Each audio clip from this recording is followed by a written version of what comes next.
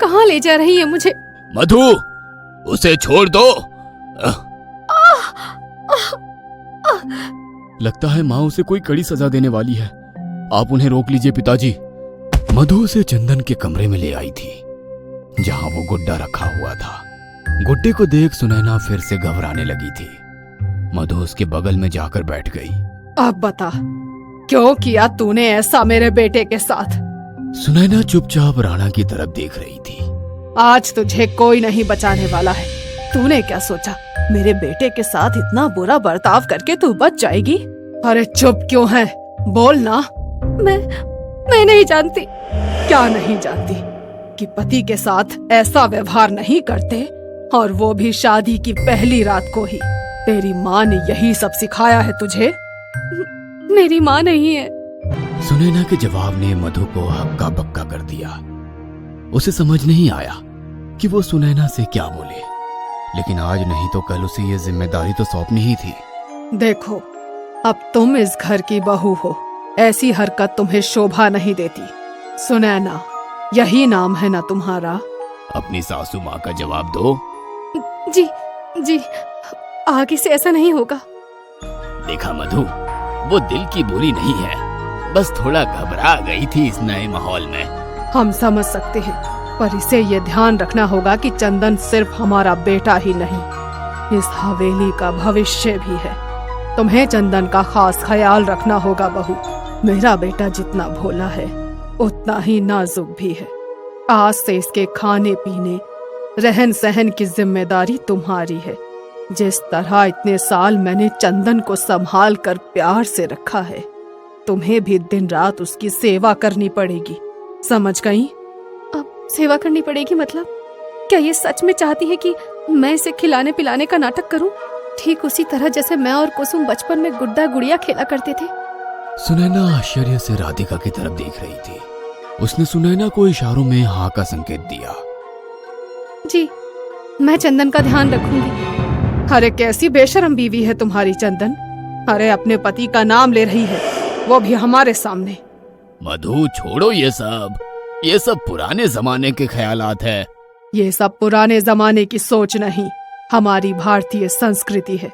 और आज तक इस हवेली में जो होता रहा है, आगे भी यही होगा। ठीक है भाग्यवान, जैसा तुम कहो वैसा ही होगा। अब तो बड़ी बहू को माफ कर दो। जाओ, हमने तुम्हें माफ किया।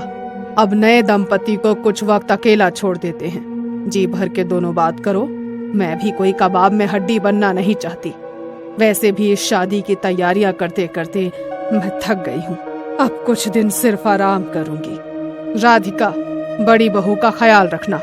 बिन माँ की लड़की बेचारी, उसे घर की याद नहीं आनी चाहिए। हाँ माँ जी, आप उसकी चिंता मत कीजिए। पिताजी, सुनैना 1 महीने के बाद अपने घर जा सकती है। इस झूठ को आप कब तक चलाएंगे? जब सुनैना को हमारे असली मकसद का पता चलेगा, तब उसे आप कैसे संभालेंगे? उसके लिए मेरे पास कई तरीके हैं, और वैसे भी जो यहाँ एक बार आ जाए हमारी मर्जी के बिना कहीं नहीं जा सकता। फिलहाल तुम जाओ, वो जरूरी काम निपटा दो, उसका वक्त हो गया है।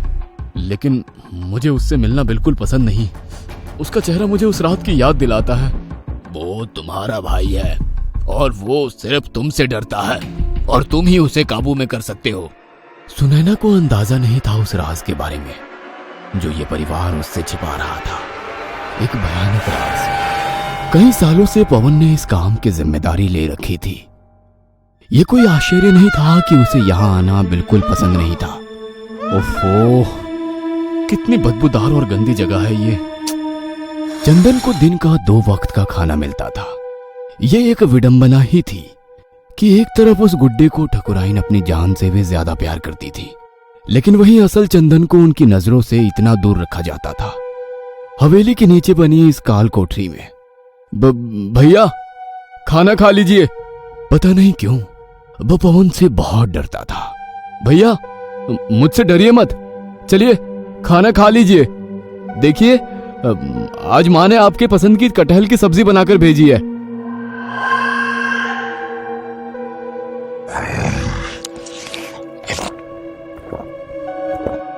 ठीक है, आपने अच्छे बच्चे की तरह खाना खा लिया। अब मैं चलता हूँ। नहीं, चंदन साथ जाएगा। चंदन जाएगा। नहीं, मैंने मना किया ना। चंदन जाएगा। नहीं भैया, मैं आपको नहीं ले जा सकता।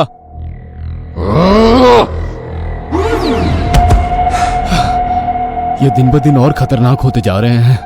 मुझे पिताजी से बात करनी होगी। ना जाने सुनैना कैसे इस राक्षस को झेलेगी। चंदन राक्षस नहीं, पवन राक्षस। अपनी शक्ल आईने में नहीं देखते ना, इसलिए ऐसा कह रहे हैं। देखते होते तो खुद से ही डर जाते। चिल्लाते रहिए ऐसे ही, कोई नहीं सुनेगा आपकी चीखें। आपको पूरी उम्र यहीं रहना होगा। क्या हुआ बहू, खड़ी खड़ी क्या सोच रही हो? जाओ भी और देखो, जो गहने तुम्हारे ससुर जी ने दिए थे वो सब पहनकर श्रृंगार करना। तुम्हारा साजो सज्जा पूरी हवेली की बड़ी बहू जैसा लगना चाहिए। मैं सबके लिए नाश्ते का इंतजाम कर लेती हूँ माँ जी। हाँ राधिका, जमुना तुम बहू की मदद करो, तभी तैयारियां वक्त पे पूरी हो जानी चाहिए। वो लोग आते ही होंगे। वो वक्त आ ही गया जब मैं ठाठ से अपनी बड़ी बहू को सबसे मिलवाऊंगी। मुझसे तो इंतजार ही नहीं हो रहा। कुछ ही देर में गहने से लदी हुई सुनैना सभी मेहमानों के सामने बैठी हुई थी। बड़ी ही सुंदर दुल्हन खोजी है आपने। साक्षात लक्ष्मी माँ की मूरत लग रही है। आप तो पक्के जोहरी निकले। सो तो है, नसीब वाले हैं हम जो ऐसी बहू मिली है। लेकिन ये क्या, आप लोग कुछ चाय नाश्ता भी तो लीजिए।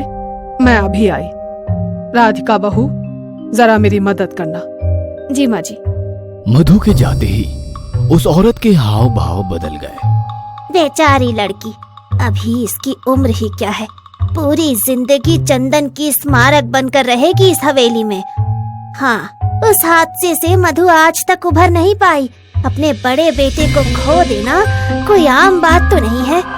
इसका मतलब चंदन सच में इनका बेटा था।